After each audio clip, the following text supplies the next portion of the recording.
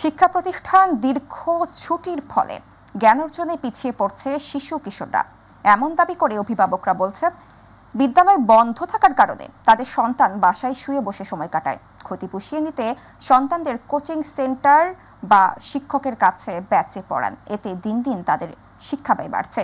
শিক্ষা সংশ্লিষ্ট ব্যক্তিরা বলছেন, শিক্ষার্থীরা যে ক্ষতির সম্মুখীন হচ্ছে তা অতিরিক্ত ক্লাস নেওয়ার মাধ্যমেই কেবল সমাধান করা সম্ভব। ইলিয়াস মাতবরের ধারাবাহিক প্রতিবেদনের আজ দেখুন দ্বিতীয় পর্ব। তথ্য বলছে, চলতি বছরে শিক্ষা মন্ত্রণালয় প্রকাশিত ছুটির তালিকায় সব মিলিয়ে সরকারি ও বেসরকারি স্কুলে 158 দিন ছুটি থাকছে। সেই হিসেবে 12 মাসের মধ্যে 5 মাসই ছুটি। এছাড়া এসএসসি ও এইচএসসি পরীক্ষার কেন্দ্রগুলোতে আরও বেশি সময় ব্যাহত হয় শিক্ষাদান। দীর্ঘ বন্ধে পড়াশোনায় অপূরণীয় ক্ষতি হয় শিক্ষার্থীদের। ক্লাসের গ্যাপ আসলে বাসায় করা তোলা সম্ভব না। ছুটির প্রভাব অবশ্যই বাচ্চাদের পড়ে, কারণ বাচ্চারা তো বাসায় পড়ালেখা করতে চায় না। স্কুলে আসলে একটা রেগুলার একটা রুটিনের মধ্যে থাকে, সবকিছু একটা রুটিন থাকে। অবশ্যই প্রভাব পড়ে। বাসায় তো পড়েই না, স্কুল থাকলে তো রেগুলার পড়া হয়। বাসায় তেমন একটা পড়ালেখা করতে চায় না। পরীক্ষার সময় ক্লাস নেওয়ার কোনো সুযোগ নেই বলে জানান শিক্ষা প্রতিষ্ঠানের প্রধানরা। প্রজাতন্ত্রের আদেশ পালন করাই সরকারি কাজ, স্কুলের একটা কাজ। ওনারা প্রজাতন্ত্রের আদেশ কি পেয়েছে যে তোমরা বাড়তি ক্লাস নিবা? এটার জন্য তারা কি ওইরকম করে? টিচাররা মনে করেন পরীক্ষার হলে ডিউটি করে এসে আবার ডিউটি করবে, আর 2 শিফট কিভাবে শিক্ষার্থীদের কিভাবে অ্যাকোমোডেশন হবে? এখানে আমাদের জন্য একটু কষ্টকর হবে যদি আমরা আবার পরীক্ষা চালাইও ক্লাস নেওয়ার কথা ভাবি, সেটা সম্ভব হয় না। তবে পরীক্ষার মধ্যেই নিজস্ব ব্যবস্থাপনায় রাজধানীতে বেসরকারি একাধিক প্রতিষ্ঠানে পাঠদান অব্যাহত রয়েছে। এসএসসি পরীক্ষা যখন শুরু হয়েছে তখন থেকেই আমরা ক্লাস, আমাদের মাননীয় অধ্যক্ষ মহোদয়ের নির্দেশক্রমে আমরা ক্লাস চালু করেছি এবং আমরা এর বিনিময়ে 1 পয়সা কোনো ফি নেওয়া হয় না। যদিও এ বিষয়ে সরকারি প্রতিষ্ঠানের শিক্ষকদের রয়েছে ভিন্ন বক্তব্য। সার্বিক বিষয়ে একাধিকবার কল ও মেসেজ দিলেও মাধ্যমিক ও উচ্চশিক্ষা অধিদপ্তরের মহাপরিচালক আজাদ খান কোনো বক্তব্য দিতে রাজি হননি। দীর্ঘ ছুটির ফলে শিক্ষার্থীদের পড়াশোনায় যে সংকট তৈরি হয় তা কোনোভাবেই বাসায় কাটিয়ে ওঠা সম্ভব নয়। তবে শিক্ষা প্রতিষ্ঠানে অতিরিক্ত ক্লাস নেওয়ার মাধ্যমেই রয়েছে এর সমাধান, এমনটি মনে করছেন শিক্ষা সংশ্লিষ্ট ব্যক্তিরা। ইলিয়াস মাতবর, মাই টিভি, ঢাকা। নিত্য প্রয়োজনীয় বেশিরভাগ পণ্যের বাজার দর অনেকটা স্থিতিশীল থাকলেও বেড়েছে চালের দাম। বাজারে সবজি সরবরাহ স্বাভাবিক থাকলেও দাম অনেকটা গত সপ্তাহের মতোই। কোনো পণ্যের দাম না কমায় কিছুটা ক্ষুব্ধ সাধারণ ক্রেতারা। তবে ব্যবসায়ীরা দাবি করছেন, বেশিরভাগ পণ্যে গত সপ্তাহের চেয়ে কিছুটা কমে বিক্রি করেছে তারা। তবে কমেছে চালের দাম।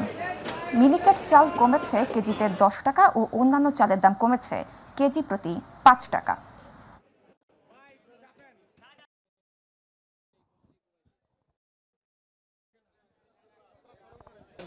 এখন একটু কম দেখা যাচ্ছে, আবার হয়তো কয়েকদিন পরে ঈদের যে মৌসুম। দর্শক, এখন জানবো নিত্য প্রয়োজনীয় পণ্যের বাজার দর সম্পর্কে। এই মুহূর্তে রাজধানীর টাউন হল বাজারে রয়েছে সহকর্মী শিমুল খান, সরাসরি যুক্ত হচ্ছে তার সাথে। শিমুল, নিত্য প্রয়োজনীয় বাজারের দাম কেমন দেখছেন জানাবেন আমাদের। সাবরিনা, আপনাকে ধন্যবাদ। আমি রয়েছি রাজধানীর টাউন হল বাজারে। নিত্য প্রয়োজনের যে দ্রব্যমূল্য রয়েছেন, সেই দ্রব্যমূল্যের যে বাজার দর রয়েছে সেটি আপনাদেরকে জানিয়ে রাখবো। কাঁচা বাজার, গত সপ্তাহে হচ্ছে যে কাঁচা বাজারের দামগুলো রয়েছে সেই দামগুলো অপরিবর্তিত রয়েছেন প্রত্যেকটি কাঁচা বাজার। অর্থাৎ আমি যদি একটু ঢ্যাঁড়সের কথা বলে রাখি, ঢ্যাঁড়সের প্রত্যেক কেজি 50 টাকা কেজি দরে বিক্রি হচ্ছেন এবং সেই সাথে চিচিঙ্গা রয়েছে, চিচিঙ্গাগুলো 60 টাকা বিক্রি হচ্ছে, টমেটো 70 টাকা, তারপরে কাঁকরোল রয়েছেন, কাঁকরোলগুলো কিন্তু আসলে 70 টাকার মধ্যে বিক্রি হচ্ছেন এবং লাউগুলোও 50 থেকে 60 টাকার মধ্যে বিক্রি করা হচ্ছে। এবং আরেকটি তথ্য যদি জানিয়ে রাখি, মাংসর বাজার কিন্তু একটু বৃদ্ধি রয়েছে, অর্থাৎ গরুর মাংসের দাম কেজি প্রতি 50 টাকা বেড়েছে, এমনটি কিন্তু আমাদের মাংস বিক্রেতারা জানিয়েছেন। এখানে আর কাঁচা মরিচ সেটির দামও কিন্তু আসলে অপরিবর্তিত রয়েছে। আমরা একজন আসলে ব্যবসায়ীর সাথে কথা বলবো, আসলে একটু জানাবেন আসলে যে দ্রব্যমূল্যের যে সবজির বাজারগুলো, সেই সবজির দামগুলো কেমন রয়েছে। আসসালামু আলাইকুম। আজকে হলো সবজির দাম যে অনুসারে আছে স্বাভাবিক দামই আছে, যেমন চিচিঙ্গা, ঝিঙ্গা এগুলো 50-60 টাকা আমরা বেচতে আছি, ভেন্ডি 40-50 বেচতে আছি, টমেটো একটা 60 টাকা, একটা 70 টাকা বেচতে আছি। এবং আলুর দাম 20 টাকা কেজি আছে এবং পেঁয়াজ আদা রসুন স্বাভাবিক দামই আছে, কিন্তু এই তুলনা থাকলে সবাই এবং কেন্দ্র ভালো পায়, আমাদের বেচা অনেক খুব ভালো হয়, স্বাভাবিক দাম থাকে। সাবরিনা, কাঁচা বাজারে যেমনটি আমি জানাচ্ছিলাম, একজন ব্যবসায়ী আমাদেরকে জানাচ্ছিলেন। এদিকে আমি যদি মাছের বাজারের কথা বলে রাখি, মাছের বাজারে কিন্তু কেজি প্রতি 10 থেকে 20 টাকা বেড়েছে এবং একটি স্বস্তির বিষয় রয়েছে যে চালের ভরা মৌসুমে চালের বাজারে কিন্তু আসলে নিম্নমুখী হয়েছে।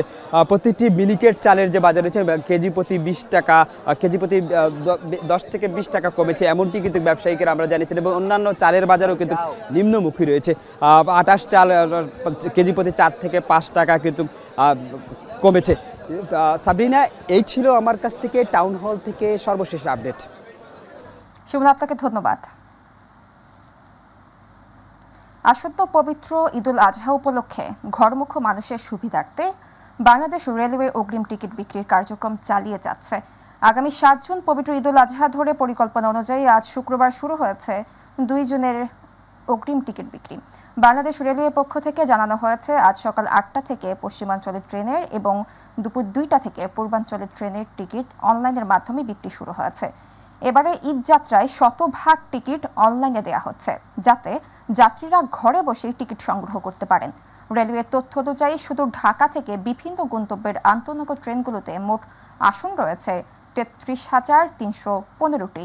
ঈদ উপলক্ষে নেওয়া বিশেষ কর্মপরিকল্পনায় বলা হয়েছে 31 মে থেকে 6 জুন পর্যন্ত প্রতিদিনের টিকিট ধাপে ধাপে বিক্রি করা হবে।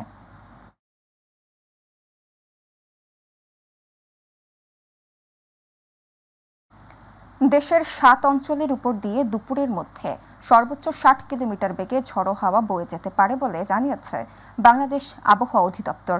আজ ভোর 5টা থেকে দুপুর 1টা পর্যন্ত দেশের অভ্যন্তরীণ নদী বন্দরগুলোর জন্য আবহাওয়া পূর্বাভাসে এ তথ্য জানানো হয়েছে। আবহাওয়াবিদ মোহাম্মদ তরিকুল নেওয়াজ কবিরের সই করা বিজ্ঞপ্তিতে বলা হয়, খুলনা, বরিশাল, পটুয়াখালী, নোয়াখালী, কুমিল্লা, চট্টগ্রাম এবং কক্সবাজার অঞ্চলগুলোর উপর দিয়ে পশ্চিম অথবা উত্তর পশ্চিম দিক থেকে ঘন্টায় 45 থেকে 60 কিলোমিটার বেগে অস্থায়ীভাবে দমকা বা ঝড়ো হাওয়া সহ বৃষ্টি অথবা বজ্রবৃষ্টি হতে পারে। এসব এলাকার নদী বন্দরগুলোকে 1 নম্বর সতর্ক সংকেত দেখাতে বলা হয়েছে। সারা দেশে দিন এবং রাতের তাপমাত্রা সামান্য বৃদ্ধি পেতে পারে। জাতীয় কবি কাজী নজরুল ইসলামের জন্ম জয়ন্তীকে ঘিরে এবারই প্রথম আয়োজন করা হচ্ছে নানা অনুষ্ঠান। কবির 126তম জন্মবার্ষিকী উপলক্ষে এর মধ্যে নজরুলের উদ্দীপনামূলক 10টি গান নিয়ে অ্যালবাম প্রকাশের উদ্যোগ নেওয়া হয়েছে। পাশাপাশি আগামী 30 মে রাজধানীর মানিক মিয়া এভিনিউতে আয়োজন করা হয়েছে নজরুল কনসার্ট। এছাড়াও নজরুল সঙ্গীত, সাহিত্য ও অন্যান্য ক্ষেত্রে গুরুত্বপূর্ণ অবদানের স্বীকৃতি হিসেবে 4 গুণীজনকে দেয়া হবে বিশেষ সম্মাননা। আরও জানাচ্ছেন জাহিদ আহমেদ বাবু।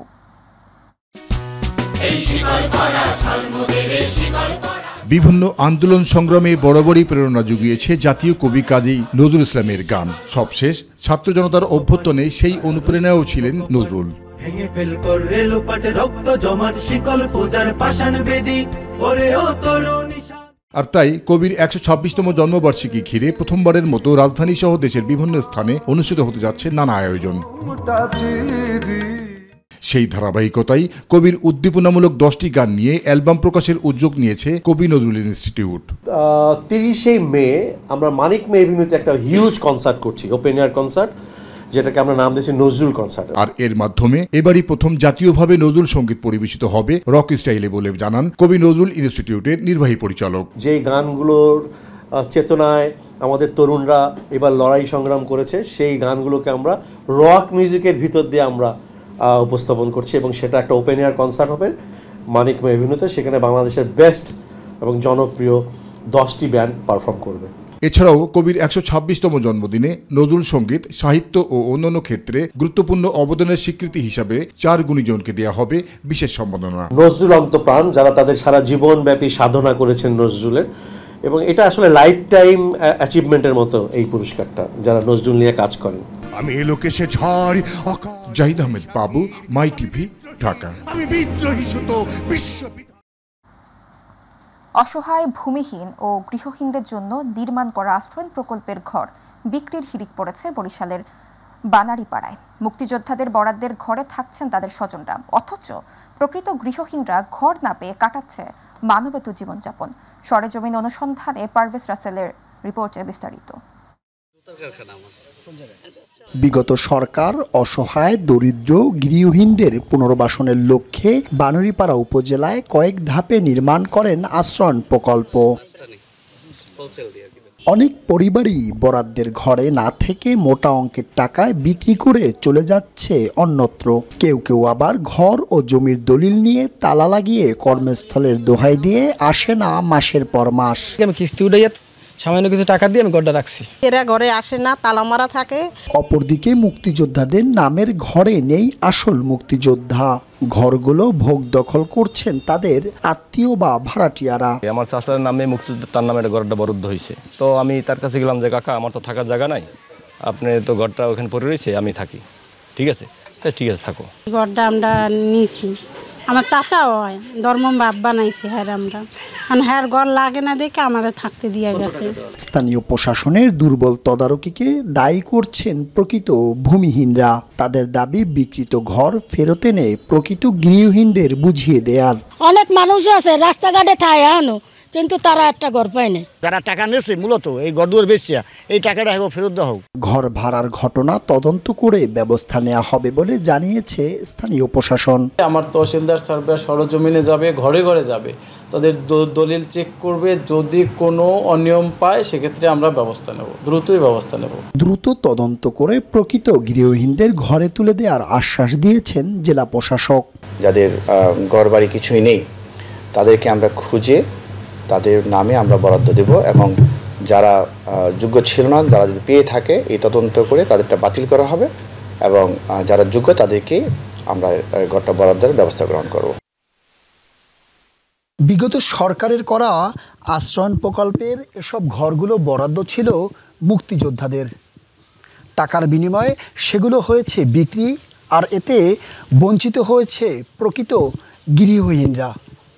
তাই আগামীতে সরকারের বরাদ্দগুলো যেন হয় সুষ্ঠু, সুন্দর এবং জবাবদিহিতামূলক, এমনটাই প্রত্যাশা এই অঞ্চলবাসীর।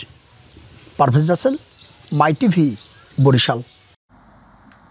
পবিত্র ঈদুল আজহা সামনে রেখে কোরবানির পশু প্রস্তুতে ব্যস্ত সময় পার করছেন বরিশালের গৌরনদী ও আগৈলঝড়ার খামারিরা। দেশীয় গরুর ব্যাপক চাহিদা থাকায় স্থানীয় পদ্ধতিতে গরু মোটা তাজা করা হচ্ছে। তবে প্রতি বছরের মতো আর্থিক ক্ষতি এড়াতে ভারত সহ অন্যান্য দেশ থেকে গরু আমদানি না করার জন্য সরকারের কাছে জোর দাবি জানিয়েছে খামারি ও কৃষকরা। প্রতিনিধি গিয়াসউদ্দিন মিয়ার পাঠানো তথ্য ও চিত্রে জানাচ্ছেন মিফতা গালিব। বরিশালের গৌরনদী ও আগৈলঝড়া উপজেলায় আসন্ন পবিত্র ঈদুল আজহাকে সামনে রেখে কোরবানির পশুপালনে নানা প্রস্তুতিতে ব্যস্ত খামারিরা। ইনজেকশন, ট্যাবলেট ব্যবহারের পরিবর্তে গরু মোটা তাজাকরণে ঘাস, ভুসি সহ দেশীয় পদ্ধতি অনুসরণ করছে খামারিরা। উপজেলা প্রাণী সম্পদ অফিসের তথ্য মতে দুটি উপজেলায় প্রায় ৫,২৫০টি ছোট বড় খামারে ২৬,২৮৪টি গরু, মহিষ, ছাগল, ভেড়া লালন পালনে ব্যস্ত কৃষক ও খামারিরা। তো আমার ইচ্ছা হলো আমি গরু পালন করব, তো ওই ইচ্ছা থেকে বেশ কিছুদিন আগে আমি এই খামারটা প্রস্তুত করেছি। আমাদের ফার্মে একদম প্রাকৃতিক উপায়ে প্রায় ৩৫০র মতো গরু মোটা তাজাকরণ করা হচ্ছে। গত কয়েক বছর আমদানিতে আর্থিক ক্ষতির মুখে এই পেশা থেকে মুখ ফিরিয়ে নিয়েছেন জানিয়ে গরু আমদানি বন্ধের জোর দাবি খামারিদের। আমাদের গরুর যে খাবারের দাম সে তুলনায় আমরা গরুর দাম পাচ্ছি না। বিদেশের গরুগুলি যদি আমাদের বাংলাদেশে না ঢুকে তাহলে আমরা বাংলাদেশে যারা খামারিরা আছি আশা করি লাভবান হব। কৃষকদের উৎসাহিত করতে প্রণোদনার পাশাপাশি সার্বিক সহযোগিতা করা হচ্ছে বলে জানিয়েছেন প্রাণী সম্পদ কর্মকর্তা। মাংস উৎপাদনের লক্ষ্যে প্রয়োজনীয় সমস্ত ব্যবস্থা গ্রহণ করেছি এবং খামারিদের সেই অনুসারে পরিচালিত করছি। এই খামারগুলোতে আমরা প্রান্তিকভাবে গরুর টিকাদান, কীটনাশক এবং পরামর্শ প্রদান করি। খুবই প্রাকৃতিক পদ্ধতিতে এবং কোনো ধরনের রাসায়নিক হরমোন এবং স্টেরয়েড ব্যতীত সম্পূর্ণ প্রাকৃতিক পদ্ধতিতে গরুগুলি পালন করা হচ্ছে। আমদানি নির্ভরতা কমানোর পাশাপাশি সরকারি সহযোগিতা এবং পৃষ্ঠপোষকতা পেলে দেশের চাহিদা মিটিয়ে রপ্তানি করা সম্ভব হবে বলে মনে করেন বিশ্লেষকরা। মিফতা গালিব, মাই টিভি। ইকো টয়লেট ব্যবহার করে মানব বর্জ্য থেকে জৈব সার তৈরি করে ফলন উৎপাদন করছেন চাঁপাইনবাবগঞ্জের 200 কৃষক পরিবার। উৎপাদন খরচ কম হওয়ার পাশাপাশি পরিবেশ বান্ধব উপায় হওয়ায় লাভবান হচ্ছেন কৃষকরা। রাসায়নিক সারের বদলে জৈব সার ব্যবহারে বাম্পার ফলনে খুশি তারা। পরিবেশ বান্ধব হওয়ায় ইকো টয়লেট ব্যবহার করে জৈব সার উৎপাদন বাড়াতে সরকারকে কার্যকর ভূমিকা নেওয়ার দাবি বিশেষজ্ঞ ও কৃষকদের। চাঁপাইনবাবগঞ্জ প্রতিনিধি তারেক আজিজের রিপোর্টে জানাচ্ছেন ইলিয়াস কমল।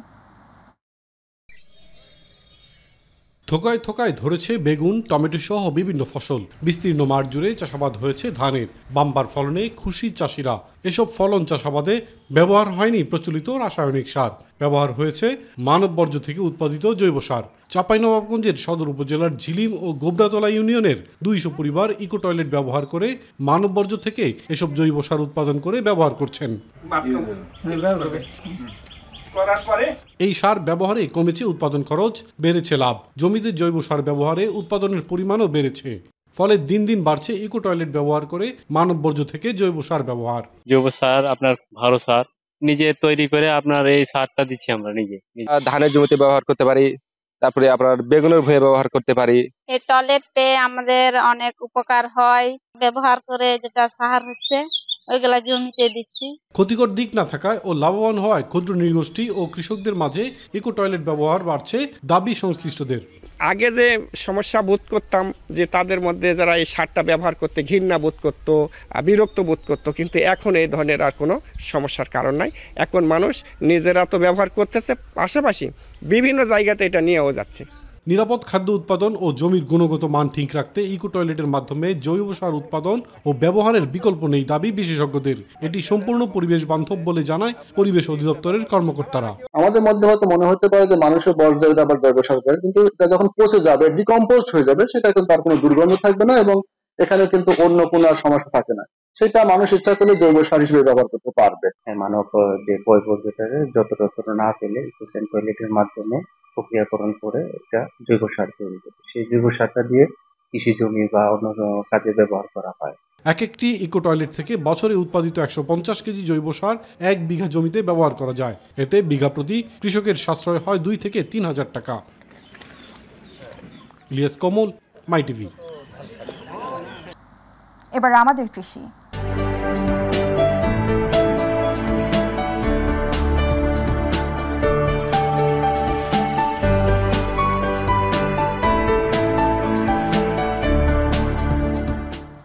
ধান আর লিচুতে ভরপুর দিনাজপুর জেলা।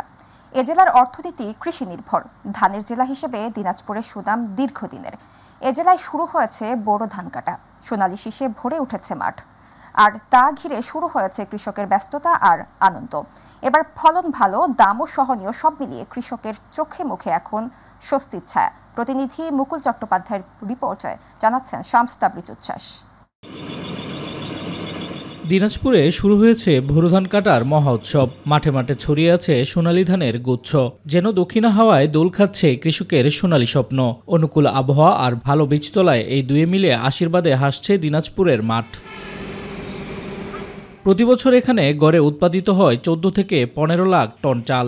আউশ, আমন, বোরো সব মিলিয়ে দিনাজপুর ধানের জেলা। এবার বোরো ধানের বাজার দর বেশ ভালো, তাতে যেন উৎসবের আমেজ আরো গভীর হয়েছে। শুরু থেকেই এ পর্যন্ত আলহামদুলিল্লাহ ওয়েদার ফেভার থাকার জন্য খুব ভালোভাবে আছে, আপদ বালাই খুব একটা নাই।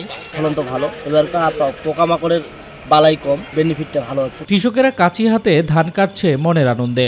লাভের মুখ দেখছেন কৃষকেরা, বাজারও ভালো, ফলনও যথেষ্ট। প্রতি বিঘা থেকে মিলছে 45 থেকে 46 মন ধান। লাভ হচ্ছে 15 থেকে 16 হাজার টাকা পর্যন্ত। বড় ধান আবাদ খুব সুন্দর হয়েছে। আমরা ধান কাটা ইতিপূর্বে শুরু করে দিছি। গতকালকার তুলনায় এবার ফলনটা আরো বেশি হয়েছে। ফলন দিলে ভালো হয়েছে। এই ধানটা মোটামুটি 45 মনের মতন ফলন হবে। 10 থেকে 15 হাজার টাকা বিঘা প্রতি অনেকটাই লাভ হয়ে আসছে। কৃষকরা মোটামুটি খুশি। সদর উপজেলা কৃষি অফিস জানিয়েছে এবছর 20,000 হেক্টর জমিতে বোরো ধানের আবাদ হয়েছে।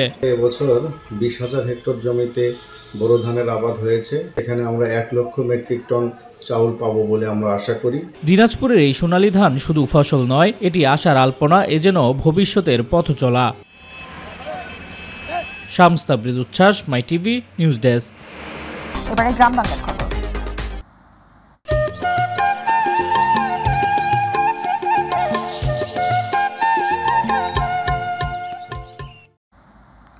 খুলনায় প্রধান উপদেষ্টাকে উদ্দেশ্য করে বিএনপি স্থায়ী কমিটির সদস্য গয়েশ্বরচন্দ্র রায় বলেছেন, আপনার চালাকি সবাই বোঝে, শুধু আপনি বোঝেন না। দ্রুত নির্বাচন দিয়ে নন্দিত হয়ে বিদায় দিন, নিন্দিত হয়ে বিদায় নিয়েন না। জনগণের অধিকার তাদের ফিরিয়ে দিন।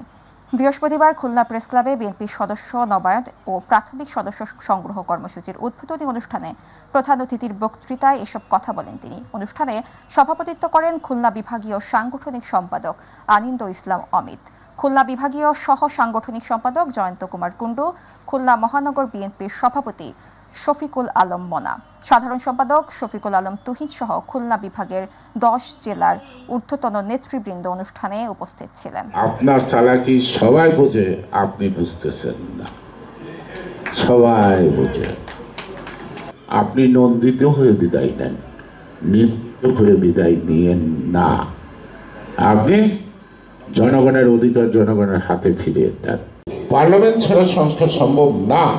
তবে যে গণতান্ত্রিকভাবে সুষ্ঠু নির্বাচনের মাধ্যমে যে সরকার হবে, যে পার্লামেন্ট হবে, সেই পার্লামেন্টের দায়িত্ব এই সংস্কার প্রস্তাবগুলি। বিএনপির কেন্দ্রীয় নির্বাহী কমিটির নির্বাহী সদস্য নাজিমুদ্দিন আলম বলেছেন, আওয়ামী লীগ জনগণের ভোটাধিকার হরণ করে দেশ থেকে পালিয়ে গেছে। তাই অন্তর্বর্তীকালীন সরকারের প্রয়োজনীয় সংস্কার শেষে দ্রুত নির্বাচনের মাধ্যমে জনগণের ভোটাধিকার ফিরিয়ে আনতে হবে। বৃহস্পতিবার ভোলার মনপুরা উপজেলার দক্ষিণ সাকুচিয়া ইউনিয়ন ছাত্রদলের সাধারণ সম্পাদক নিহত রাশিদুল ইসলামের কবর জিয়ারত, দোয়া ও আলোচনা সভায় তিনি এসব কথা বলেন। এ সময় উপজেলা বিএনপির সভাপতি শামসুদ্দিন বাচ্চু চৌধুরী, সাংগঠনিক সম্পাদক মাহবুব আলম শাহিন সহ বিএনপি ও সহযোগী অঙ্গ সংগঠনের নেতাকর্মীদের উপস্থিতিতে নিহত ছাত্রদল নেতার পরিবারকে আর্থিক সহায়তা প্রদান করেন সাবেক এমপি নাজিমুদ্দিন আলম। কালক্ষেপণ করবেন না, কারণ ওনার বক্তব্যে উনি বলেছেন যে ছোট সংস্কার হলে পরে ডিসেম্বরে নির্বাচন হবে, আর যদি বেশি সংস্কার হয় তাহলে জুনে যাবে, জুনের ওদিকে যাবে না। সুতরাং আমরা বেশি সংস্কার চাই না। দিনাজপুরের পার্বতীপুরে উন্নত প্রযুক্তি নির্ভর পাট ও পাট বীজ উৎপাদন এবং সম্প্রসারণ শীর্ষক প্রকল্পের আওতায় প্রশিক্ষণ হয়েছে। উপজেলা প্রশাসন ও পাট অধিদপ্তরের উদ্যোগে বৃহস্পতিবার উপজেলা পরিষদ সম্মেলন কক্ষে দিনব্যাপী প্রশিক্ষণের আয়োজন করা হয়। এ সময় উপজেলা নির্বাহী কর্মকর্তা সাদ্দাম হোসেন, পাট অধিদপ্তর দিনাজপুরের সহকারী পরিচালক সোলাইমান আলী, জেলা পাট উন্নয়ন কর্মকর্তা অসীম কুমার মালাকার, উপজেলা পাট উন্নয়ন কর্মকর্তা চিত্ররঞ্জন মিত্র সহ বিভিন্ন ইউনিয়ন থেকে আগত ৭৫ জন পাট চাষী উপস্থিত ছিলেন।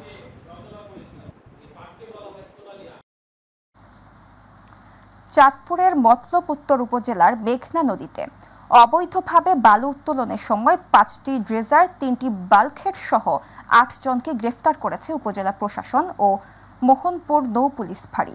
বৃহস্পতিবার সহকারী কমিশনার ও এক্সিকিউটিভ ম্যাজিস্ট্রেট হিল্লুল চাকমার নেতৃত্বে উপজেলার নাসিরা কান্দি আশ্রয়ণ প্রকল্প সংলগ্ন ও বাংলা বাজার খাল এলাকায় এ অভিযান পরিচালনা করা হয়। নদী ও পরিবেশ রক্ষায় এ ধরনের অভিযান অব্যাহত থাকবে বলে জানান এ কর্মকর্তা।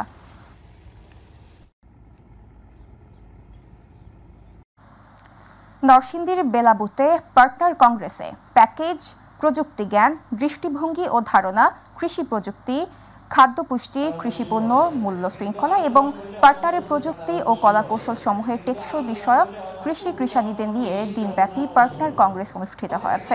বৃহস্পতিবার দিনব্যাপী উপজেলা অডিটোরিয়ামে উপজেলা নির্বাহী অফিসার আব্দুল করিমের সভাপতিত্বে প্রধান অতিথি ছিলেন জেলা কৃষি সম্প্রসারণ অধিদপ্তরের অতিরিক্ত উপপরিচালক সালাউদ্দিন টিপু। কৃষি সম্প্রসারণ কর্মকর্তা মোহাম্মদ মাহবুব আলম লেলিন এর সঞ্চালনায় বিশেষ অতিথি ছিলেন। উপস্থিত ছিলেন উপজেলা কৃষি কর্মকর্তা কৃষিবিদ মুহিবুর রহমান সিদ্দিকী, প্রাণী সম্পদ কর্মকর্তা ডাক্তার জুনাইদ ইবনে হামিদ নাইম, বেলাবু প্রেস ক্লাবের সভাপতি মোশাররফ হোসেন নীলু, সাধারণ সম্পাদক আমিনুল হক সহ উপসহকারী কর্মকর্তা, কৃষক কৃষানীরা।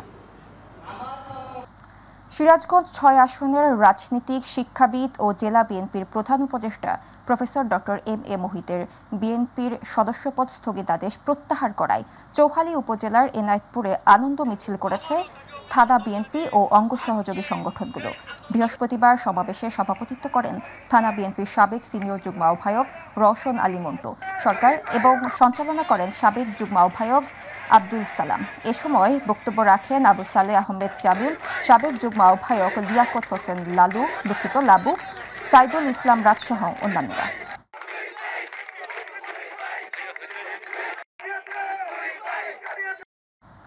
বাংলাদেশ বেতার কক্সবাজার আঞ্চলিক কেন্দ্রে ইংরেজি ভাষায় স্থানীয় সংবাদ প্রচার শুরু হয়েছে। বৃহস্পতিবার লিগ রোডস্থ বেতার কেন্দ্র মিলনায়তনে আঞ্চলিক পরিচালক মোহাম্মদ আশরাফ কবিরের সভাপতিত্বে এর উদ্বোধনী অনুষ্ঠানে প্রধান অতিথি ছিলেন বাংলাদেশ বেতারের মহাপরিচালক MSM জাহিদ। এ সময় বাংলাদেশ বেতারের অতিরিক্ত পরিচালক সৈয়দ জাহিদুল ইসলাম এবং উপবার্তা নিয়ন্ত্রক মোহাম্মদ মাহমুদুন নবী উপস্থিত ছিলেন।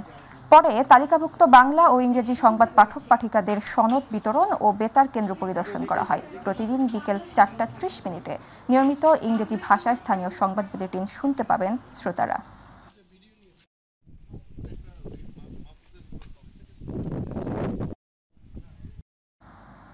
মানিকগঞ্জে উন্নত প্রযুক্তি নির্ভর পাট ও পাট বীজ উৎপাদন এবং সম্প্রসারণের লক্ষ্যে পাট চাষীদের দিনব্যাপী প্রশিক্ষণ প্রদান করা হয়েছে। বৃহস্পতিবার উপজেলা প্রশাসন ও পাট অধিদপ্তরের আয়োজনে সদর উপজেলা পরিষদ হলরুমে উপজেলার তালিকাভুক্ত 75 জন পাট চাষী নারী পুরুষকে দিনব্যাপী এই প্রশিক্ষণ প্রদান করা হয়। প্রশিক্ষণ শেষে প্রত্যেক প্রশিক্ষণার্থীকে পাটের ব্যাগ ও নগদ অর্থ প্রদান করা হয়। প্রশিক্ষণ কর্মসূচিতে সদর উপজেলা নির্বাহী অফিসার শেখ মেজবা উল সাবিরিন ও পাট উন্নয়ন কর্মকর্তা মোহাম্মদ জিয়াউর রহমান খান সহ অন্যান্যরা উপস্থিত ছিলেন।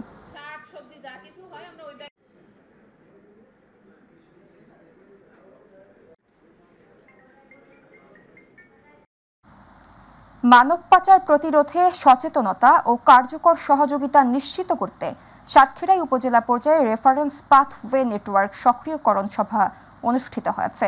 বৃহস্পতিবার রূপান্তরের আয়োজনে আশ্বাস মানব পাচার থেকে উদ্ধারকৃত নারী ও পুরুষদের জন্য শীর্ষক প্রকল্পের আওতায় বাংলাদেশের সুইজারল্যান্ড দূতাবাসের সহযোগিতায় অনুষ্ঠিত সভায় প্রধান অতিথি হিসেবে উপস্থিত ছিলেন সদর উপজেলা সমাজসেবা কর্মকর্তা শরীফুল ইসলাম।